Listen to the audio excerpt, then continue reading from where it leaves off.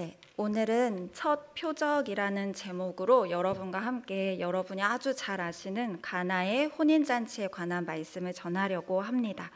이 첫 번째 표적은 예수님이 누구신지, 그리고 예수님이 이 땅에 왜 오셨는지 그 목적에 대해서 분명히 알려주고 있는 표적입니다. 갈릴리 지역에 있는 이 가나라는 곳에서 혼인잔치가 열렸습니다. 혼인잔치를 우리처럼 1시간, 2시간 하는 게 아니라 이때에는 막 일주일씩, 몇 날, 며칠씩 했기 때문에 이 동네에선 그냥 동네 잔치인 거죠. 게다가 이 갈릴리라는 지역이 그렇게 잘 사는 지역이 아니었기 때문에 이 혼인잔치, 누구네 집에 자녀들이 결혼한다 이러면은 온 동네가 평소에 못 먹어봤던 이제 포도주도 마시고 맛있는 음식도 먹고, 그러니까 모두 다 아주 그냥 기뻐하고 즐거워하는 그냥 온 동네 잔치 같은 그런 날입니다. 이곳에 예수님의 어머니와 예수님과 예수님의 제자들, 그리고 동네 사람들이 다 손님으로 이렇게 초대되어 있습니다. 그리고 우리가 잘 아는 그 문제가 터졌습니다. 포도주가 떨어졌습니다. 아직 손님들은 한참 이렇게 즐기고 있는데 이 포도주가 똑 하고 떨어진 것입니다. 여러분들도 이제 결혼식을 많이 가보셔서 아시지만 결혼식을 막 바빠도 식은 안 봐도 뷔페는 꼭 드시더라고요. 그래서 빨리 그 뷔페 표를 받아가지고 시간이 없으니까 예식까지는 못 보고 밥을 먹고 가야 된다 이렇게 하고 이제 나오는데, 꼭 결혼식이 끝나고 나면은 식은 못 본 사람이 꽤 많이 있으니까 우리는 뷔페에 대해서 얘기하게 됩니다. 그 예식장 맛있었어, 맛 없었어. 식이 물론 축복하지만 밥이 맛이 없으면 별로였다. 근데 밥이 너무 맛있었어. 그러면 굉장히 기억에 남는 그런 결혼식이 될 것입니다. 그런데 이 집에 맛있어 맛없어 라고 이제 판단도 어렵게 포도주가 그냥 없어, 다 소진이 된 것입니다. 이거는 이 혼주 측에서는 이제 재앙과 같은 일이죠. 이거 어떻게 처리를 해야 되나, 이 손님들이 아직도 이렇게 많이 계신데 손님들이 축복해 주러 왔다가 기분만 상해서 갈 수도 있는 상황입니다. 이런 민망한 상황 속에서 예수님의 어머니 마리아가 예수님을 찾아옵니다. 그리고 상황만 말씀드립니다. 포도주가 없다, 이 말만 합니다. 물리적으로 지금 이건 누구도 해결할 수 없는 문제를 앞두고 있잖아요. 다른 데서 가지고 오기에는 손님들 이미 그때는 다 떠날 판이고, 지금 누구도 해결할 수 없는 문제 속에서 마리아는 누가 해결할 수 있는지 아는 것입니다. 그런데 마리아의 요청은 이 문제가 이렇게 있으니까 지금 당장 빨리 해결해 주세요, 예수님. 네, 아드님이시여. 이렇게 얘기하는 게 아니라 그냥 포도주가 없습니다, 이 집에 포도주가 떨어졌다, 이렇게만 얘기하고 있는 것입니다.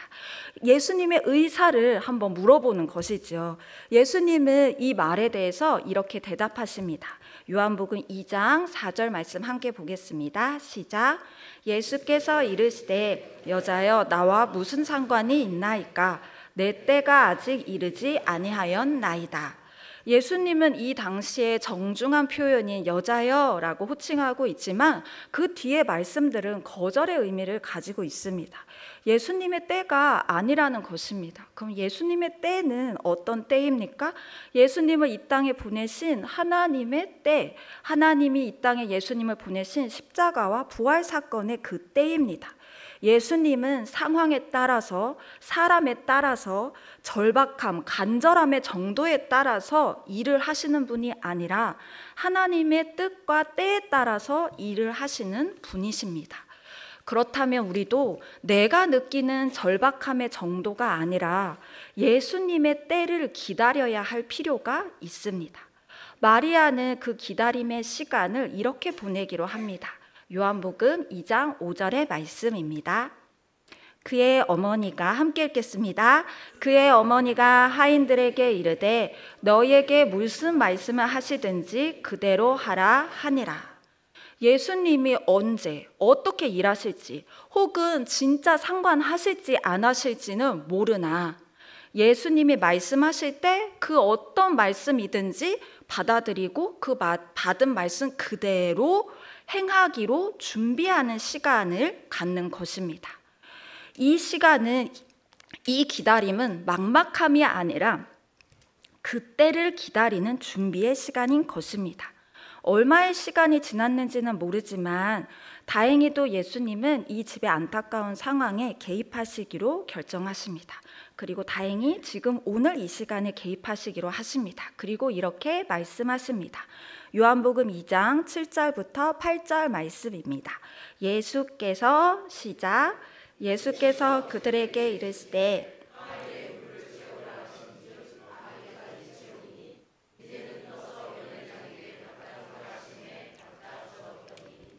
네, 예수님께서 그들에게, 하인들에게 항아리에 물을 채우라 하신즉 아기까지 채우니 그 다 채우고 나서 이제는 떠서 연회장에게 갖다 주라, 이렇게 얘기를 하셨죠. 예수님은 하인들에게 유대인들의 정결 예식에 필요한 그 돌 항아리 6개에다가 물을 채우라고 합니다. 그러니까 손님들이 남의 집에 갔을 때 손을 씻기 위해서 손 닦을 물을 여기 항아리에 담아두고 이제 들어오면 거기서 손 닦고 이제 들어가는 거죠. 그 항아리 6개에다가 물을 채우라라고 말씀하십니다. 그런데 사실 이 혼인 잔치는 이미 시작되었기 때문에 들어올 손님들은 거의 다 들어왔고 정결 예식에 이 항아리에 물을 다시 넣어야 할 필요가 없습니다. 다시 이 일을 할 이유가 없는 것입니다. 왜냐하면 손님들이 다 손 씻고 들어가서 이미 잔치 음식을 먹고 있으니까요. 필요한 일이 아닌 거죠. 그런데 하인들은 물을 돌 항아리 6개에다가 다 채우는 것뿐만이 아니라 아귀까지 채웠다라고 말하고 있습니다. 더 가득 채울 수 없을 정도로 가득 채운 것입니다. 그리고 다 채웠더니 이물 떠서 연회장에게 갖다 주라 라고 말씀하셨습니다. 이게 이해할 수 없는 예수님의 응답의 연속입니다. 포도주가 떨어졌다는데 예수님이 하신 2가지 응답, 돌 항아리에 물을 채우라, 그리고 그걸 떠서 연회장에게 갖다 주라, 이 2가지 전부 다 포도에 관한 얘기가 하나도 없습니다. 포도주가 떨어졌으니까 뭐 포도 한 송이라도 어디서 찾아와라 라고 하셔서 오병이어처럼 포도 한 송이로 뭐 5,000명의 하객들을 넘치게 마시게 하셨다, 뭐 이런 것도 아니고 여기는 포도 한 알도 나오고 있지 않습니다. 그리고 이 상황 속에서 놀라운 것은 하인들이 이게 말이 안 되는 상황인데도 불구하고 이 황당한 응답에 반응을 하고 있다는 것입니다. 정말 마리아가 이들에게 말했던 그대로 그들에게 무슨 말씀을 하시든지 그대로 행하고 있습니다. 하인들은 워낙 하인으로 오래 살아서 너무 프로 하인들이어서 누가 명령만 하면 무조건 그냥 그대로 실시하는 그런 상황은 아닌 것 같습니다. 왜냐하면 예수님이 이들의 주인은 아니기 때문입니다. 우리 주인집은 포도주가 떨어졌는데 어느 손님이 물을 갖다 내라고 그러면 우리 주인이 이거 모욕을 당할 수도 있잖아요. 다른 손님들한테 이 좀 맹물 갖다 준다 뭐 이러면서. 그리고 나도 혼날 수도 있는 그런 상황인데 그런 상황에서는 의구심이 생기면 우리 주인한테 그 예수라는 손님이 포도주 없는데 물 떠다 주라고 하는데 떠다 주는 거 맞아요? 떠다 줄까요? 이렇게 묻기라도 해야 될 텐데 하인들은 주인을 거치지 않고 그 물음을 하지 않고 그대로 물을 떠서 나갔고 이들은 그것을 통해서 이 예수라는 분이 어떤 분인지 알게 됩니다. 요한복음 2장 9절의 말씀입니다. 함께 읽겠습니다. 연회장은 알지 못하되 물 떠온 하인들은 알더라. 물로 된 포도주를, 이 포도주를 직접 마신 연회장은 어디서 나온 포도주인지는 모르지만 이 포도주를 마신 적은 없지만 예수님 말씀대로 물을 떠다 준 이 하인들은 그것이 어디에서 나와 있는지 너무나 정확하게 알게 되었습니다. 순종은 예수님의 말씀이 충분히 설득력이 있고 예수님이 그 말씀을 하신 의도와 예수님의 그 말씀을 따랐을 때 나오는 결과값을 충분히 알아서 움직이는 일은 아닌 것 같습니다. 상사가 부하 직원에게 군대에서 또 위에 계신 분이 아래 부하에게 어떤 명령을 내릴 때 거기에 어떤 결과를 가져올지는 상사가 책임지는 일이지 부하가 책임질 일이 아닙니다. 우리는 명령을 따를 뿐이고 그 명령에 대한 대가와 책임은 그 상사가 치르게 되는 것이지요. 어떻게 될지도 모르고 이 상황이 이해도 안 가지만 우리는 예수님이 말씀하셨기 때문에 그냥 하는 것입니다. 그냥 했더니 이 일이 이래서 이렇게 되는 거였네? 하고 우리는 나중에 알게 됩니다. 그러면서 역시 주님은 계획이 다 있으시구나.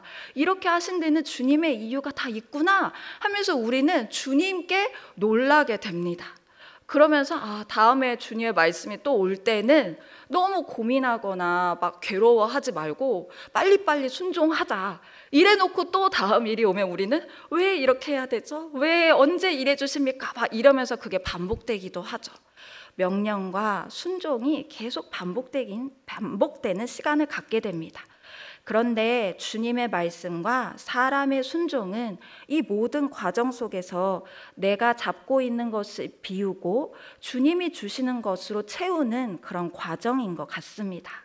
제가 한참 동안 꽤 긴 시간 동안 나는 왜 살아야 하지? 라는 고민을 꽤 길게 한 적이 있습니다.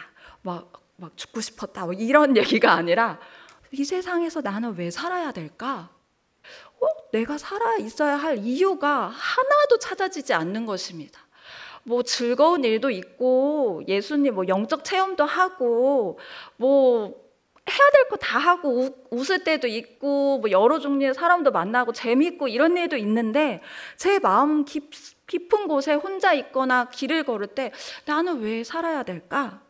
이런 생각이 들면 제가 이렇게 처지게 되는 거예요. 살 이유를 찾을 수가 없는 거죠.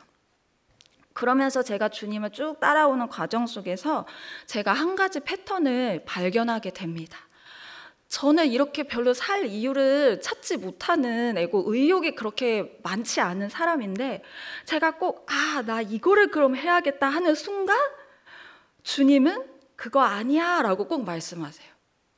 모처럼 생긴 계획이고 나 이거를 해봐야지, 나는 이 방면으로 가면 의미를 찾을 수 있을 것 같아 라고 A로 가기 전에 주님은 어떻게 생각하세요? 라고 물을 때 주님은 꼭 B라는 것을 제안하세요. 그러면은 제 마음이 괴롭기는 한데 꼭 B로 가더라고요. 내가 가지고 있는 확신과 계획 속에서 내가 누구 말을 들어서 이렇게 바꾼 적이 있나? 라고 생각할 때 하나님이 말할 때 빼고는 제가 잘 안 바꾸더라고요. 내가 기분이 안 좋을 때 어떻게 내 기분을 누르고 어떤 일을 할 수 있을까를 생각할 때도 하나님의 일이 아닌 이상은 제가 그렇게 제 마음을 포기하고 싶어 하지 않는다는 걸 알았어요.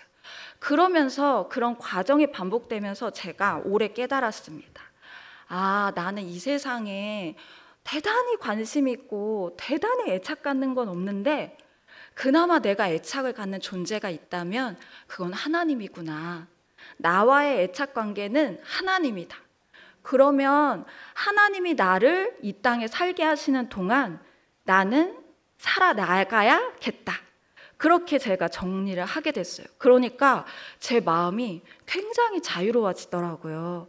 그러다가 우리가 아주 추석이라는 긴 연휴를 보냈죠. 그러면서 제가 예전에 청년부 사역을 할 때 회장이었던 청년을 만나게 되었습니다. 그 친구를 만나서 홍대에서 놀고 있는데 그 친구가 저한테 이러는 거예요. 제가 거기에서 이제 사역을 안 하니까 앞으로 나는 당신을 언니라 부르겠다 이러면서 언니라 부르거든요. 언니, 나는 왜 살아야 하는지 모르겠어요. 이러는 거예요. 열심히 직장도 다니고 신앙생활도 하고 가정도 안정적이고 부모님도 다 신앙생활 하는데 그 친구가 저에게 나는 왜 살아야 되는지 모르겠어요. 아무리 생각해도 살아야 할 이유를 못 찾겠어요. 엄마한테도 그 얘기했는데 엄마가 너무 놀라셔서 엄마 내가 죽을 건 아니니까 걱정하지 마 이렇게 얘기했다고 하더라고요. 그래서 제가 그 친구에게 나도 그런 생각을 했었어. 그런데 내가 생각해 봤더니 내가 이 세상에 그렇게 사랑하는 사람도 없고 그렇게 관심 갖는 일도 없는데 내 유일한 애착 대상은 하나님이더라. 하나님이 나를 오늘 하루 살게 하셨으니까 나는 오늘 하루를 살 거야. 이게 내 결론이야. 그래서 누구야 너가 보기에는 이 세상을 살아가는 게 의미가 없지만 하나님은 너가 이 세상을 살아가는 게 의미가 있대. 하나님에게는 네가 이 순간 살아있는 게 의미가 있는 거야. 그러니까 살아 라고 얘기를 했어요. 그래서 그 친구의 마음도 뭔가 풀려져 나가는 것을 제가 보게 되었습니다. 순종은 하나님의 응답을 내 몸과 마음과 생각을 거쳐서 경험하게 되는 놀라운 기적의 통로입니다. 하나님은 우리에게 포도주를 만들어내라 라는 순종을 원하시는 건 아닙니다. 포도주는 내가 만들 테니 물을 채워라 하는 정도의 순종을 원하시는 것입니다. 그리고 그 순종을 했을 때 따라오는 주님의 응답은 우리가 생각하는 것보다 훨씬 좋습니다. 우리말 성경으로 요한복음 2장 10절의 말씀을 함께 보겠습니다. 시작.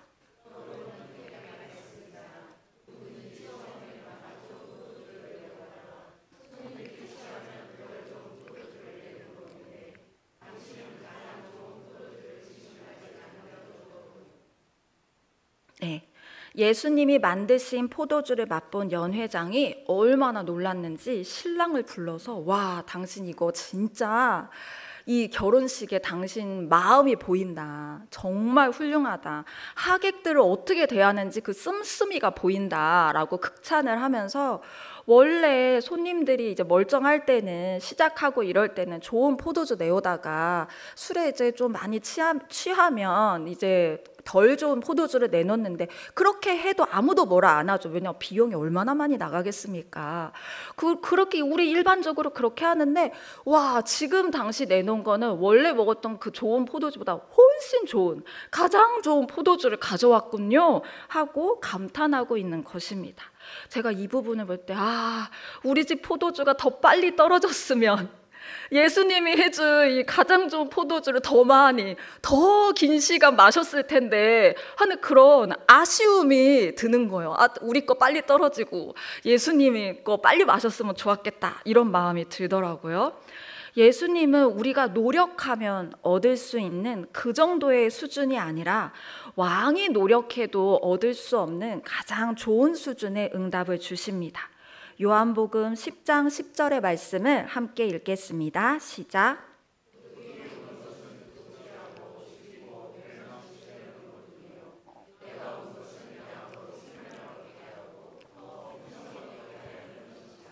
아멘. 우리로 생명을 얻게 하고 우리 인생을 더 풍성히 얻게 하는 예수님의 응답은 무엇입니까?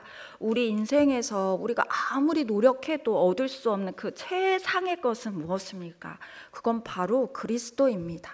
성경에서는 이것을 끊임없이 말하고 있습니다. 우리가 이 인생에서 받을 수 있는 최상의 것은 예수님이다. 이 모두 온 우주 천사도 부러워하는 그 하나의 보물이 있다면 예수님이다라고 성경은 끊임없이 말하고 있습니다. 그리스도의 십자가의 보혈이 우리의 이 죄 때문에 비어져 버린 이 텅 빈 항아리를 가득 채워주시는 것이 우리를 살리고 우리를 풍성한 삶을 누리게 하는 것입니다. 예수님을 믿는 사람 중에 예수님을 나중에 알 걸 그랬어, 좀 더 늦게 알 걸 그랬어 하는 사람은 한 명도 없습니다. 예수님을 잘 모르는 사람이야 좀 더 실컷 놀다가 나는 죽기 전에 예수님 영접할게, 그때까지는 내가 내 마음대로 살게, 이런 사람들이 있죠. 그러나 예수님을 진짜 알게 된 사람들, 예수님을 진짜 믿게 된 사람들은 내가 더 예수님을 일찍 만났으면 얼마나 좋았을까. 저희는 지금 초등부를 하고 있는데 초등부의 교사들 중에도 어른이 돼서 혹은 학교를 다니면서 교회를 다닌 친구들이 있습니다. 그러나 본인은 본인의 자녀들은 아주 아기 때부터 이제 교회를 데리고 나오게 된 케이스죠. 근데 그 중에 어떤 선생님이 저한테 그랬어요. 너무 부럽다. 내가 어렸을 때 우리 부모님도 예수님 앞에 나를 데려다 줬으면 얼마나 좋았을까. 내가 부모님의 그 기도를 받고 자랐으면 얼마나 좋았을까. 나는 이 아이들이 너무 부럽다라고 얘기를 하시더라고요. 예수님은 이제 다른 사람의 혼인잔치에 손님으로 가시지 않으십니다. 예수님이 신랑이신 예수님의 혼인잔치에 우리를 신부로 초대하십니다. 우리는 더 이상 그 혼인잔치의 손님도 아니고 예수님과 다른 사람의 은혜의 자리에 구경꾼도 아닙니다. 바로 예수님의 혼인의 대상이 우리인 것입니다. 요한복음 2장 11절 말씀을 함께 읽겠습니다. 시작. 예수께서 이 첫 표적을 갈릴리 가나에서 행하여 그의 영광을 나타내심에 제자들이 그를 믿으니라. 아멘. 예수님이 이런 놀라운 일을 하시는 이유, 그리고 이 일을 성경에 기록하신 이유는 무엇입니까? 그 현장에 있는 사람들이 예수님을 믿게 하는 것뿐만이 아니라 이 일을 듣게 된 우리 같은 사람들이 예수님을 믿기를 원하기 때문입니다. 우리가 예수님이 나의 구원자도 되시는구나 하고 믿어지게 하기 위하심이십니다. 예전에 내가 예수님 영접했고 지금도 교회 다니니까 나는 예수를 믿는다고 할 수 있지, 그런 게 아니라 그건 그냥 과거 일을 그냥 얘기하는 것 뿐이죠. 중요한 건 예수님이 지금 당신의 신랑이십니까? 예수님이 당신의 사망을 영생으로 바꾸신 분입니까? 예수님이 당신 안에 있습니까? 거기에 우리가 여기저기서 지금 입을 벌려서 말씀 못하신 분도 속으로 아멘이라고 하시겠죠? 우리가 그 질문에 자신 있게 예수님을 눈으로 본 적도 없는데, 예수님을 눈으로 본 적도 없으면서 아주 자신 있고 담대하게 감히 아멘이라고 말할 수 있는 그 이유가 무엇입니까? 그리스도가 십자가를 지셨기 때문입니다. 내 영이 말도 안 되는 사랑을 그리스도로부터 받았다는 것을 알고 있기 때문에 이 질문에 아멘이라는 고백이 나오는 것입니다. 그 사랑을 우리는 받았고 지금도 받고 있습니다. 예수님이 내 인생에 개입하셔서 물이 포도주로 바뀐 것처럼 그리스도의 피로 나의 본질, 나의 뿌리, 나의 근원이 다 바뀌어졌습니다. 예수님이 내 본질이고 예수님이 내 뿌리고 예수님이 나의 근원이십니다. 예수님이 우리의 근원이시면 우리는 완전히 새로운 존재인 것입니다. 부모도 상황도 환경도 이 사실을 바꾸어 놓을 수 없습니다. 베드로는 예수님과 세족식을 할 때 예수님이 발을 씻겨주려고 하실 때 예수님 이렇게 하지 마세요 이러면서 나의 선생님인데 어떻게 이럴 수 있습니까? 라고 할 때 예수님이 내가 너의 발을 씻겨주지 않으면 너는 나와 상관없는 존재야 라고 말씀하셨어요. 그때 베드로가 그럼 저 목욕시켜주세요 이렇게 얘기를 하거든요. 베드로가 얼마나 예수님과 관계가 있고 싶은지 그 고백을 한 유일한 자가 베드로였거든요. 그것처럼 예수님이 우리의 근원이고 예수님이 이미 여러분 안에 그리스도로 자리 잡고 계시고 예수님이 여러분의 신랑이고 여러분이 예수님의 신부라면 주님 나를 더 채우소서라고 담대히 고백할 수 있기를 원합니다. 무릎 정도, 발목 정도, 허리 정도가 아니라 예수님 내 머리 위까지 항아리에 아기를 가득 채워서 이것이 뭔가 내 주인의 집에 도움이 되게 바랬던 그 하인들의 기대감과 갈급함처럼 예수님 내 인생에 그 아기 끝까지 내 머리 끝까지 주님으로 가득 채우셔서 나와 만나는 사람들이 이 주님을 맛볼 수 있게 해달라고 고백하고 구하는 우리가 되기를 바랍니다. 기도하겠습니다. 사랑하는 주님, 주님께서 우리의 근원과 본질을 바꾸셨습니다. 예수 그리스도의 십자가의 사랑이 우리 안에 흐르고 있습니다. 우리가 주님을 아버지라고 부를 수 있는 것이 그 증거입니다. 주님 우리를 구해주시고 우리의 삶을 채워주셔서 감사합니다. 살아계신 예수님의 이름으로 기도드렸습니다. 아멘. 우리 함께 내 평생 사는 동안 찬양하겠습니다.